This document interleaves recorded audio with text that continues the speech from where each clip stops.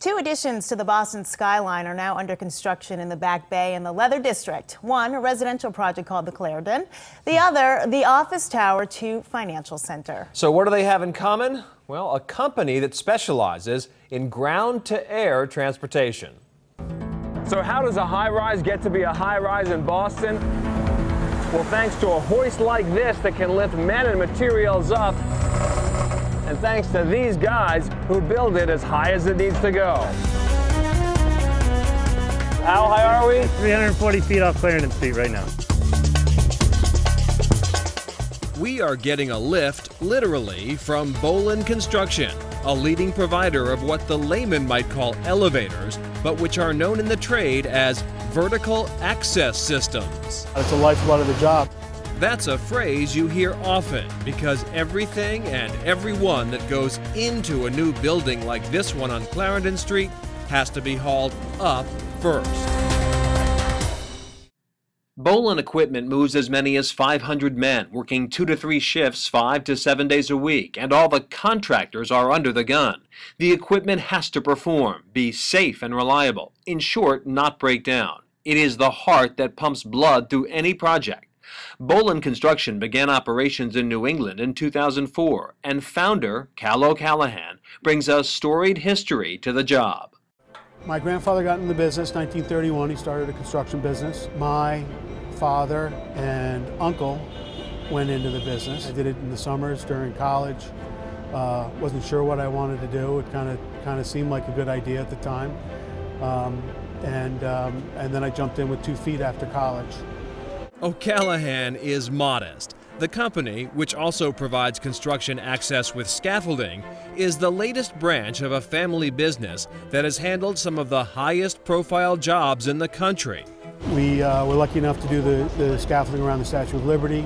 A job Chronicle visited back in 1984 when Lady Liberty was being refurbished, and the scaffolding was the tallest freestanding scaffolding project in the world, making the Guinness Book of World Records. It was a very intricate job. It actually was a freestanding scaffold, no ties, because you couldn't touch any of the historical fabric of the statue. That led to more work with the National Park Service, which included a few other national treasures: the Washington Monument, the Jefferson and Lincoln Memorials, New York's landmark Chrysler Building, and Grand Central Station. And that's kind of what we brought to Boston. And kind of the jobs we've been going after is the difficult, take some engineering. And O'Callahan says his goal is to do it safer and better than anyone else in the industry. Here at 2 Financial, Bowline has put up scaffolding for a new 13-story building. There's a lot of different ways to gain access to the exterior of a building. The tried and true method is scaffolding, exterior scaffold. The technology's been out there forever, really hasn't changed, and it's because it's functional. It really works, it really does the job. Bricklayers, drywall installers, waterproofers, all the tradesmen gain access to the exterior of the building from the scaffolding.